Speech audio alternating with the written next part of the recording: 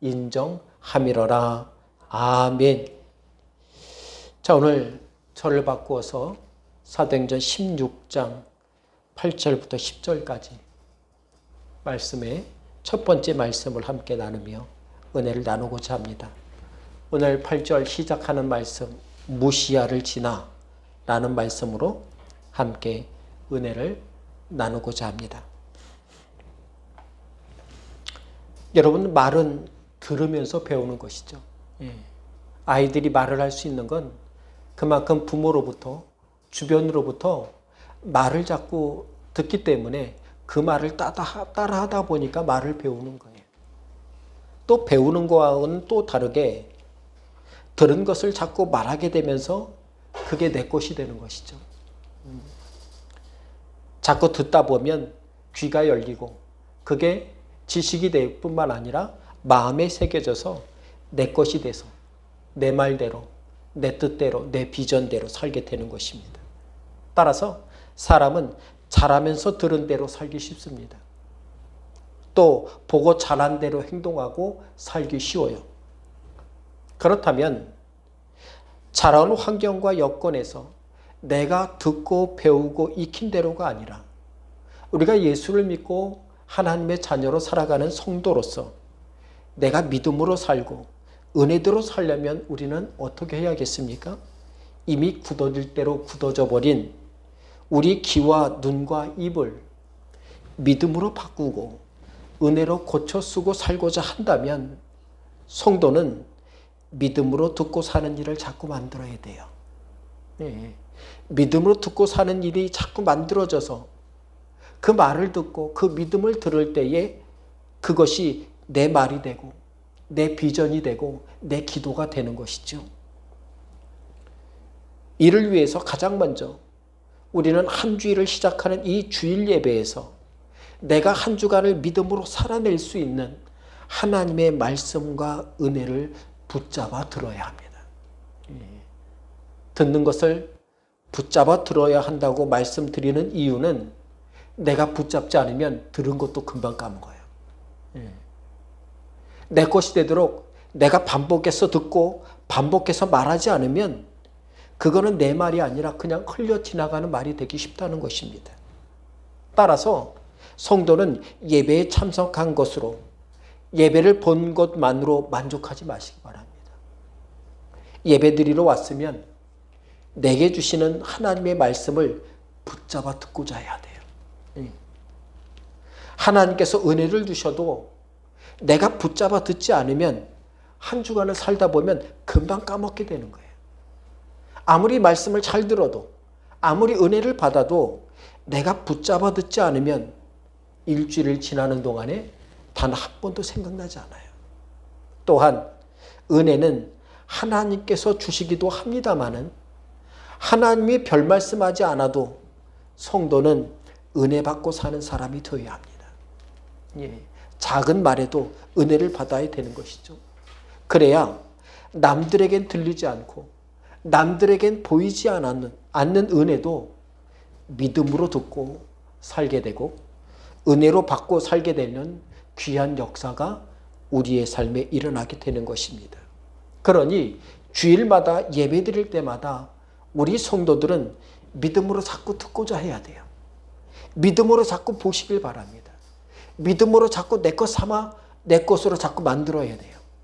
그래야 결국 믿음으로 살 일이 생기고 은혜로 말할 일이 생기고 믿음으로 기도할 일이 자꾸 생기는 것이죠. 여러분, 우리 성도들은 세상에서 틈이 날 때마다 하나님이 내게 주신 말과 은혜를 자꾸 되새김질해야 돼요. 걱정을 되새김질하지 말고 근심을 되새김질하지 말고 상한 것을 상한 마음을 상하게 하는 것들을 되새김하지 말고 하나님이 내게 주신 믿음과 은혜와 말씀들을 늘 되새김질하며 사시기 바랍니다. 그것이 성도가 인생을 은혜로 사는 비결이에요. 내 인생을 믿음의 말과 은혜로 고쳐 사는 비결이 되는 것입니다. 그리고 믿음의 좋은 것만 먹고 기억하시기 바랍니다. 좋은 것만 드세요. 세상에 먹을 게 얼마나 많습니까? 그러나 아무거나 먹어서는 안 돼요. 여러분, 세상엔 믿음에 좋은 것보다 믿음에 나쁜 것이 더 많은 시대예요.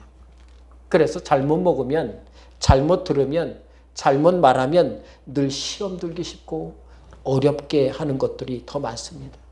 그러니 아무 말이나 귀로 듣고 살지 마세요. 몸에 좋은 것을 먹듯이 믿음의 귀로 좋은 은혜를 듣고 좋은 은혜를 입으로 먹고 사는 성도 되시길 간절히 바랍니다. 특별히 성도는 내게 좋은 말씀, 내게 귀한 말씀들을 교회에서만 기억하고 살지 말아요. 교회에서만 기억하고 사는 것이 아니라 일상에서도 기억하고 살만해야 합니다. 주일에 들은 말씀과 은혜가 세상을 살아가는 동안에도 기억되어야 내가 어렵고 힘든 중에도 믿음으로 살 수 있는 일이 생기는 거예요. 성도가 성도답게 살려면 따라서 믿음으로 기억하고 믿음으로 꺼내 쓸 일이 많아야 됩니다. 성도 여러분, 요즘 내가 무엇을 그렇게 잘 생각하고 무엇을 그렇게 잘 꺼내 쓰고 살고 있습니까? 하나님께서 내게 주신 말씀을 일주일 내내 되새겨 듣고 되새겨 보고 되새겨 말하고 살아가는 성도 되시길 바랍니다. 출애굽기 14장에 보면 출애굽을 한 이스라엘 백성들이 홍해 앞바다에서 애굽 군대가 쫓아온다는, 자신들을 쫓아온다는 소식을 듣습니다. 이때 백성들이 무엇을 듣고 무엇을 보고 무엇을 말하고 살았습니까? 출애굽기 14장 11절에 보니까, 화면을 참조해 주시기 바랍니다. 제가 읽어드립니다. 그들이 또 모세에게 이르되 애굽에 매장지가 없어서 당신이 우리를 이끌어내어 이 광야에서 죽게 하느냐? 어찌하여 당신이 우리를 애굽에서 이끌어내어 우리에게 이같이 하느냐? 참 양반스럽게 성경은 말하고 있습니다만 실제로 이 말을 모세가 들었을 때에 얼마나 기분이 상했겠어요. 이 애굽에서 나온 이스라엘 백성들의 마음이 이러했다는 거예요.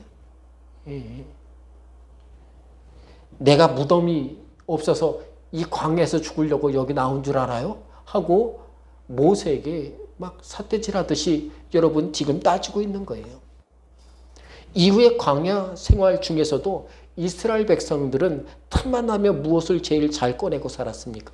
모세를 원망하고 하나님께 불평하고 사는 것이 이스라엘 백성들의 귀와 눈과 입에 가득했다는 것을 우리는 출애굽기를 통해서 알 수 있습니다.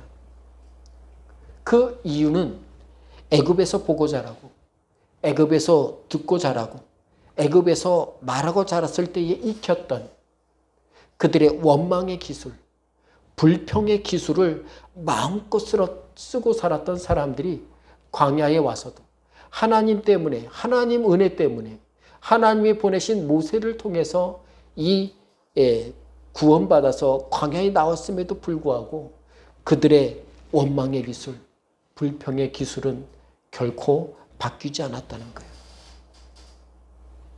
사랑하는 성도 여러분, 하나님의 은혜로 이스라엘 백성들에게 출애굽은 해결이 됐어요. 구원의 문제는 해결이 됐어요.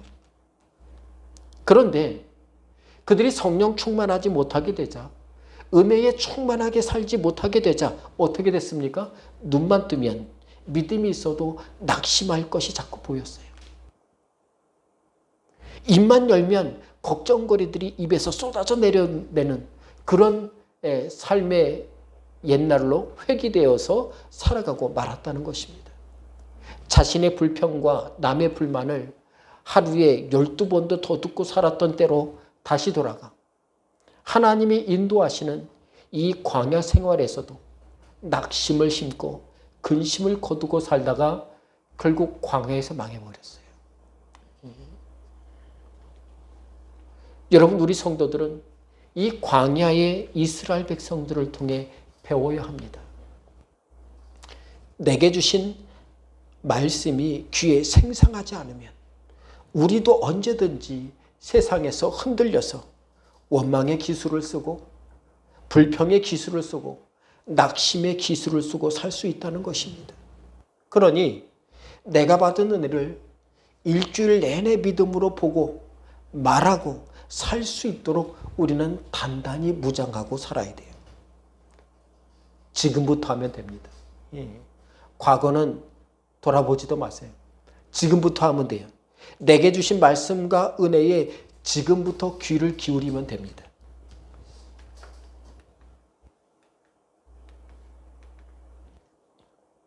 지금부터 믿음에 눈을 뜨고 사시기 바랍니다. 지금부터 열면 돼요. 믿음의 눈은 지금부터 눈을 열면 됩니다. 지금부터 믿음의 입을 열고 살아가므로 주님께 마음껏 귀와 눈과 입을 쓰임받아 살아가는 믿음의 성도 되시길 간절히 바랍니다. 오늘 본문을 관통하여 보면 사도 바울은 여러 도시에서 주의 복음과 은혜를 나누려고 애를 썼습니다. 그런데 7절 하반절에서 말씀하고 있듯이 가는 곳마다 예수의 영이 허락하지 않는 것을 자꾸 경험합니다. 저를 바꾸어서 오늘 본문인 8절에 와서도 성령의 허락지 아니하심은 계속되고 있어요. 오늘 8절은 성령의 거절하심으로 사도 바울과 그 일행이 어떻게 됐다고 합니까? 무시아를 지나 드로아로 내려갔다. 이렇게 말씀하고 있습니다. 오늘 8절에 담긴 주님이 주신 은혜를 우리가 귀로 듣고 눈으로 보고 입으로 되새김질하는 귀한 믿음의 말씀, 은혜의 귀한 말씀 되기를 간절히 바랍니다. 오늘 본문 첫 번째로 말씀드리면 첫 번째로 오늘 본문은 무시아를 지나쳤다고 시작하고 있어요.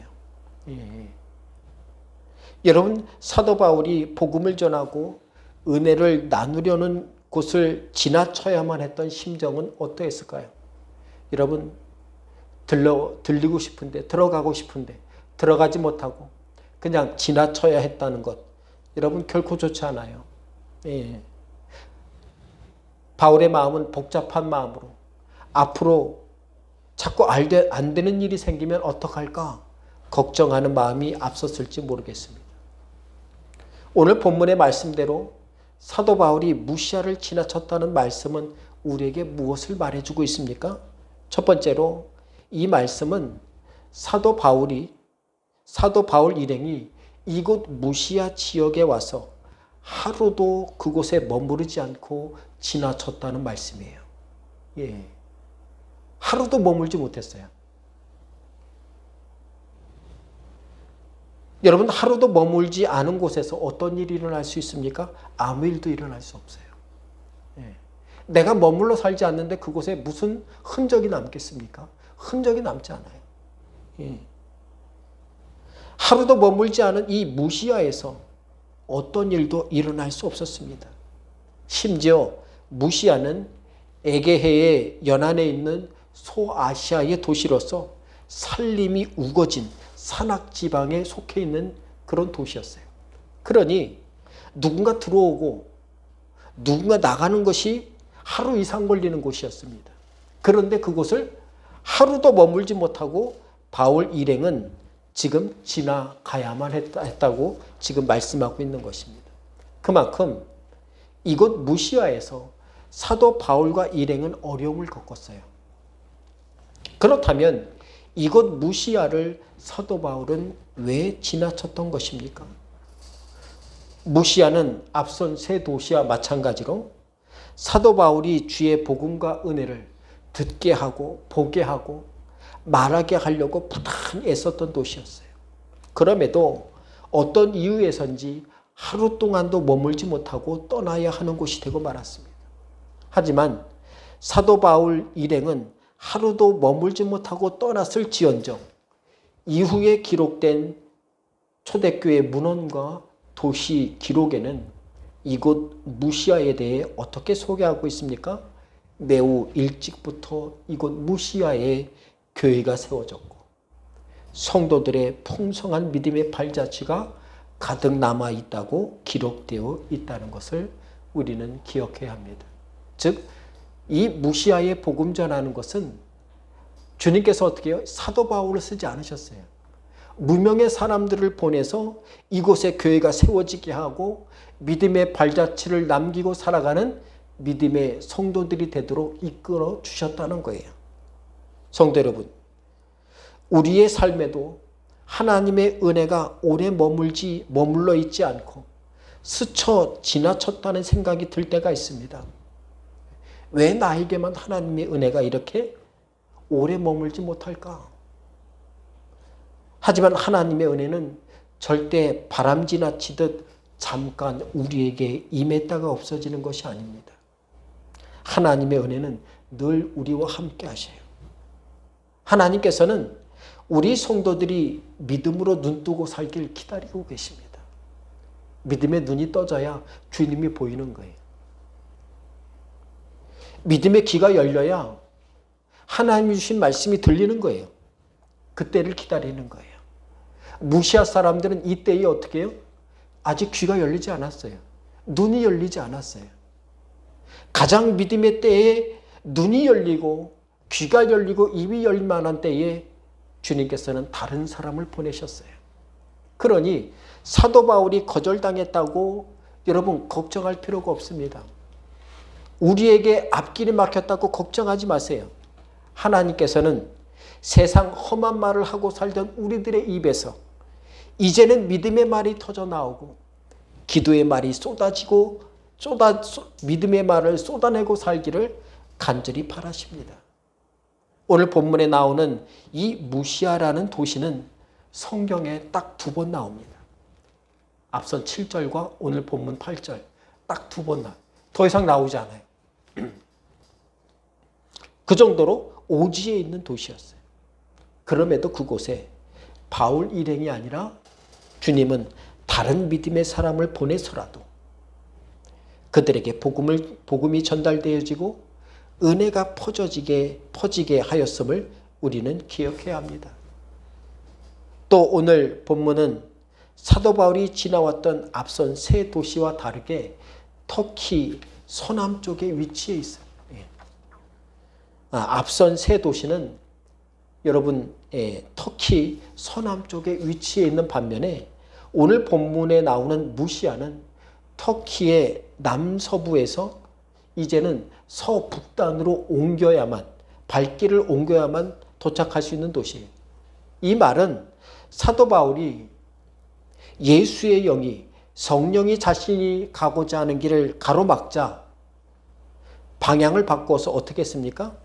터키 서남쪽의 3 도시 부르기아와 갈라디아와 이 비두니아에서 길이 막히자 문이 닫히자 바울은 어떤 결정을 하였습니까? 방향을 반대쪽인 서북쪽으로 바꾸어서 오늘 본문 8절에 나오는 무시아에서 새로운 기회를 찾고자 했다는 것입니다. 그러한 사울의 바램과 믿음과는 다르게 이곳 무시아에 도착해서도 사도 바울은 여전히 어려웠어요. 힘들었어요. 결국 바울은 뜻대로 하나도 이루지 못하고 그냥 지나가야만 했다고 오늘 본문은 말해주고 있습니다. 성도 여러분, 우리도 기분을 전환함으로 새로운 일을 도모하고자 할 때가 있습니다. 일의 방향을 바꾸어서 안 되던 일을 되게 하려고 애쓸 때가 있어요. 닫힌 문을 열고자 모든 방법을 동원해 힘쓸 때가 있습니다. 그럼에도 세상 일 중에 내 마음대로 안 되는 일이 몇 가지 있잖아요. 가정일이 내 마음대로 잘 안 돼요. 자식 일이 마음대로 잘 안 돼요. 잘 키우고 싶은데 도저히 뜻대로 안 될 때가 많아요. 세상 일을 아무리 애를 써도 내 생각대로 이루어지지 않을 때가 많아요. 열길 물속은 알아도 사람 마음속은 모른다는 말이 있는 것과 같이 알다가도 모를 게 사람을 만날 때의 그들의 마음이에요. 오늘 바울처럼 이렇게 사방에 길이 막히고 사람 속을 도저히 알 수 없어서 답답할 때 우리는 어떻게 해야 합니까? 오늘 본문에 나오는 지나가다는 말씀의 뜻은 빗나가다 혹은 능가하다, 앞지르다 이런 뜻이 있어요. 그러니 무시아를 지나갔다는 건 그냥 지나간 게 아니에요. 자신의 뜻과 빗나갔다는 거예요. 사도 바울에게 있어 무시하는 어떤 도시였습니까? 자신의 힘으로는 감당할 수 없어서 지나가야 했던 곳이에요. 자신이 가진 능력을 능가해서 도저히 상대하기가 벅찬 그런 어려운 곳이 무시했어요. 사랑하는 성도 여러분, 내 힘과 능력으로 감당하지 못할 때 우리는 하나님을 바라볼 줄 알아야 돼요. 세상을 살아내는 능력과 실력은 내 머리에 있지 않습니다. 내 배움에 있지 않아요.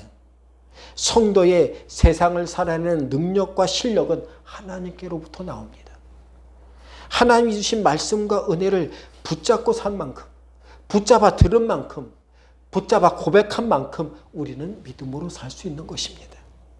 이 한 주간 말씀의 귀를 열고 은혜의 눈을 열고 기도의 입을 활짝 열어 살아가므로 주님의 인도하심을 온전히 맛보고 경험하고 살아가는 우리 성도 되시기를 주님의 이름으로 간절히 바랍니다. 두 번째로 오늘 본문 말씀은 두로아로 내려갔다고 마치고 있습니다. 두로아로 내려갔다는 말씀으로 마치고 있어요. 오늘 본문 8절은 무시아를 지나 두로아로 내려갔다 이렇게 말씀하고 있습니다. 먼저 오늘 본문은 무시아는 지나갔다고 말하는데 두로아로는 어떻게 해요? 내려갔다고 말씀하고 있어요. 여기에서 내려오다는 말씀의 뜻을 살펴보면 스스로 내려온 게 아니에요. 누군가에게 떠밀려 내려왔다 이런 뜻이에요. 누군가에게 떠밀려 어떻게 해요? 떨어졌다 이런 뜻을 가지고 있어요. 그러니까 이곳 두로아는 사도 바울이 의도해서 온 곳이 아니에요. 주님이 떠밀어서 내려온 곳이 바로 이 두로아였습니다. 앞선 무시아는 바울과 일행들이 들어가고 싶어 했으나 뜻을 이루지 못해서 지나와야 했던 곳인 반면에 이곳 두로아는 어떤 곳입니까? 바울 일행이 의도해서 온 것이 아니라 내려올 수밖에 없어서 온 곳이에요. 자신의 의지가 반영되어 온 것이 아니라 하나님의 뜻을 따라 수동적으로 떨어져 내려온 곳이 바로 이곳 두로아라고 말씀해주고 있습니다. 여러분, 이러한 일이 똑같이 일어난 곳이 성경에 나오는데 사도행전 10장에 나오는 이방인 백부장 고넬료의 집에 주님께서 베드로를 보내기 위해서 일하셨을 때도 이와 똑같은 일들이 일어났어요. 앞으로 일어날 일도 여기랑 비슷합니다. 주님께서는 백부장 고넬료로 하여금 사도 베드로를 청하라고 말씀하십니다. 반대로 이방인의 집에 갈 것을 거절할 줄 아는 이 베드로에게는 어떻게 하셨습니까? 그가 기도할 때에 환상으로 이스라엘 사람들은 절대 먹지 않는 먹거리를 바구니에 내려보내서 뭐라고 말씀하십니까? 일어나 잡아먹으라는 거예요.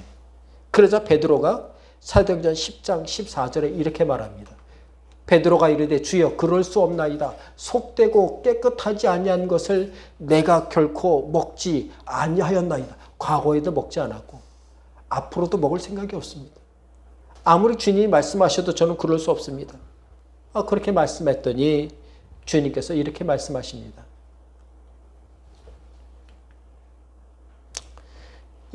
15절에 또 두 번째 소리가 있으되 하나님께서 깨끗하게 하신 것을 내가 속되다 하지 말지라. 그리고 이어진 오늘 본문 16절에 보니까 화면에 이런 일이 3번 있은 후 그 그릇이 곧 하늘로 올려져 가니라. 이렇게 말씀하고 있어요. 결국 3번에 걸친 주님의 말씀으로 베드로는 믿음을 고쳐먹고 고넬료 가정에 가서 복음을 전하며 이방인에게도 하늘문이 열렸음을 예루살렘과 온 만방에 전하게 됩니다. 오늘 사도행전 16장 8절 말씀도 주님께서 사도 바울이 가고자 하는 길을 3번이나 막으신 이후에 마지막 4번째로 이 드로아라는 도시로 이끌어 들이십니다. 떨어지게 만드셨어요. 내려오게 만드셨어요. 말이 좋아 내려온 것이지 주님께서 강제로 떨어뜨려서 내려온 곳이 바로 이 드로아예요. 그렇다면 주님께서는 왜 이곳 드로아에 와서야 바울에게 환상을 보여주신 것입니까? 그것은 이곳 드로아가 터키의 아시아 지역과 유럽의 마게도냐, 즉 오늘날의 명칭으로 보면 유럽의 발칸 반도를 연결하는 주요 항구 도시였어요. 그러니 드로아에서 배만 타면 발칸 반도로 들어가는 거예요. 유럽으로 진입할 수 있는 거예요. 마음만 먹으면 이제 유럽으로 들어갈 수 있는 것이죠. 사도 바울이 순종만 하면 곧바로 유럽의 복음의 문이 열릴 수 있도록 주님께서는 어떻게 해요? 이곳 드로아로 강제로 이끌어내신 것입니다. 그런데 사도행전 10장에서 주님께서 베드로에게 환상으로 말씀하신 것과 오늘 사도행전 16장에 나오는 주님께서 바울에게 환상으로 말씀하신 것에는 공통점이 있어요. 이 베드로와 바울, 이 두 사람 다 얼마나 고집 센 사람들입니까? 웬만해서 남의 말을 절대 듣지 않아요. 주님의 말씀을 꼼꼼히 따지고 살펴서 어떤 것을 순종하고 어떤 것을 들을 것인가를 철저히 살피며 살았던 사람들이 이 베드로와 사도 바울이었습니다. 그래서 주님께서는 이 두 사도에게 환상을 보여서라도 어떻게 해요? 이들을 설득하려고 하신 거예요. 베드로에게 어떻게 해요? 3번이나 환상을 보여주며 설득하십니다. 가라. 내가 가라고 하지 않느냐. 사도 바울도 어떻게 해요? 자꾸 막으시면 어떻게 해요? 기다렸다가 하나님의 뜻이 무엇인가 귀를 듣고 눈을 보고 입으로 고백해서 찾아야 될 텐데 사도 바울은 어떻게 해요? 가고 싶은 대로 일단은 가봅니다. 일단 가봐요. 그러니 이 시대의 우리 성도들은 주님께 환상을 보여달라고 자꾸 기도하지 마세요. 좋은 게 아니에요. 환상이 나에게 나타났다는 건 뭡니까? 하도 말을 안 들으니까. 내가 말하는 뜻이 이걸 한다. 라고 어떻게 해요? 대놓고 말하는 거예요. 환상을 보지 않아도 우리는 하나님의 뜻과 마음을 알아차릴 수 있습니다. 성도 여러분, 우리는 어떤 말, 어떤 현상을 보아야 설득이 되고 이해가 되어 주님의 말씀에 순종하십니까? 두 제자처럼 주님께서는 일하시기 위해 환상을 보여주어야만 설득이 되고 마음을 바꾸고 발길을 옮기고 살 것입니까? 아니에요. 사도 바울과 베드로가 그렇게 한 번에 순종하지 못한 이유가 있어요. 왜냐하면 초대교회 때에는 사도들조차도 이것이 하나님의 뜻인가 인도하신가를 철저히 따져봐야 됐어요. 왜냐하면 당시에는 성경이 정리되지 않았어요. 모세오경, 창세기, 출애굽기, 레위기, 민수기, 신명기 이 5권이 어떻게 해요? 대제사장만 가지고 있어요. 그래서 일주일에 한 번 랍비가 그 성경책을 펴주면 다른 사람이 와서 읽어만 주는 거예요. 그러니까 내 것이 되어서 읽어볼 기회가 없어요. 즉 성경을 말로만 들었지 각 사람이 필요할 때에 읽을 수 있고 읽어 줄 수 있는 그런 성경이 없었습니다. 때문에 초대교회 때의 성도들은 이것이 정말 주의 복음이고 뜻인가를 꼼꼼히 따져봐야겠어요. 하루 이틀 아니라 넉넉하게 잡고 기도해야 돼요. 그런 다음에야 실행할 수 있었습니다. 하지만 현재 우리는 어떻습니까? 하나님의 말씀을 담은 성경책을 사도가 아니어도 제사장이 아니어도 백부장이 아니어도 랍비가 아니어도 어떻게 해요? 하나님의 말씀을 담은 성경책을 한 사람이 몇 권씩 그것도 종류대로 저 같은 경우는 어떻게 해요? 종류별로 원어별로 시대적으로 한 10종류 이상의 성경책을 가지고 있지 않습니까? 그러니까 당시하고 지금의 성경 말씀 비교할 수가 없어요. 우리는 정말 참 복받은 하나님의 사람들 아닙니까? 예배와 말씀을 마음만 먹으면 언제 어디서든 들을 수 있고 들을 수 있는 시대에 우리는 지금 살고 있지 않습니까? 그러니 베드로와 바울과 같이 억지로 이끌려서 끌어내려서 환상을 보여줄 때까지 고집피고 살 이유가 없어요. 성도는 하나님의 말씀을 들을 때 말씀에 설득되어야 합니다. 여러분, 사람들 말에 설득되는 게 아니라 성도는 어떻게 해요? 하나님 말씀 들을 때 설득돼야 돼요. 예. 아, 그렇구나. 이런 고백이 나와야 돼요. 감탄사가 나와야 돼요. 성도는 하나님께 기도할 때 자꾸 설득이 돼야 됩니다. 기도하고 보니까 아, 하나님 이렇게 되는군요. 예. 성도는 일상 속에서 세상에 설득되어 살아가는 것이 아니라 주님의 말씀과 은혜에 인도하심에 부르심에 우리는 설득되어 살아야 합니다. 그래야 내 인생길이 복음의 길이고 은혜의 길이 되는 거예요. 여러분, 내 인생에 내 계획만 잔뜩 그리고 살지 마세요. 그것은 세상 사람도 합니다. 예. 세상 사람들도 자기 계획이 다 있잖아요. 세상을 그렇게 살려고 합니다. 우리 성도들은 내 인생과 가정과 삶 속에 가지고 있는 하나님의 뜻과 은혜와 인도하심의 계획대로 우리는 살아가야 돼요. 예. 우린 믿음의 계획대로 살아가야 돼요. 은혜의 계획대로 살아가야 돼요. 내 인생을 향한 주님의 은혜에 믿음을 가지고 살아야 됩니다. 우리의 가정에 있는 하나님의 인도하심이 어디에 있는가를 우리는 기도로 찾아야 돼요. 기도로 구하시기 바랍니다. 예. 사랑하는 성도 여러분, 내 인생에 하나님이 빠진다면 그곳에 무엇이 담겨 있게 되겠습니까? 세상이 바라고 사람이 바라는 것들로 가득하게 될 것입니다. 우리 성도들은 세상을 담는 그릇으로 사는 게 아니에요. 흙으로 만든 흔한 그릇일지라도, 귀하지 않은 그릇일지라도 내 그릇에 주님을 담고 은혜를 담고 말씀과 기도를 담고 살아날 때에 우리는 하나님의 그릇으로, 하나님의 백성으로 살아가게 되는 것입니다. 세상 귀한 것을 아무리 담고 살아도 여러분, 그것을 죽어서 무덤까지 가져갈 수 있습니까? 가져갈 수 없어요. 혹 가져간 사람도 있잖아요. 왕족이라든가 뭐 유명한 과거의 왕들의 무덤들이 그렇잖아요. 그러나 그 화려한 왕의 무덤 누가 제일 좋아합니까? 도굴꾼이 제일 좋아해요. 내 것이 아니에요. 우리 가문의 것도 아니에요. 겉에만 허울이 좋지 안에 건 다 빼갔어 이미. 도굴꾼만 제일 신나고 좋아하잖아요. 주님께 받은 구원과 은혜는 그 누구도 내게서 빼앗아갈 수 없습니다. 믿음으로 사는 우리는 결코 세상 어느 것에도 빼앗을 수 없어요.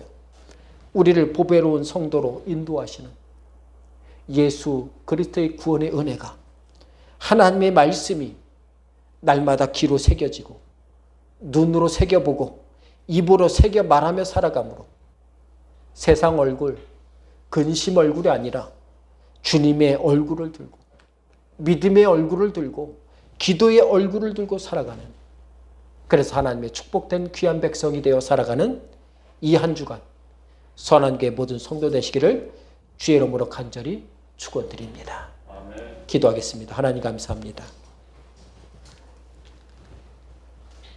우리가 가고자 했으나 길이 막히고 연약할 때가 있습니다. 주님, 주님께서 지나치게 하신 것, 우리에게 보여주시고 인도하시는 길이 있어서 그런 줄 압니다.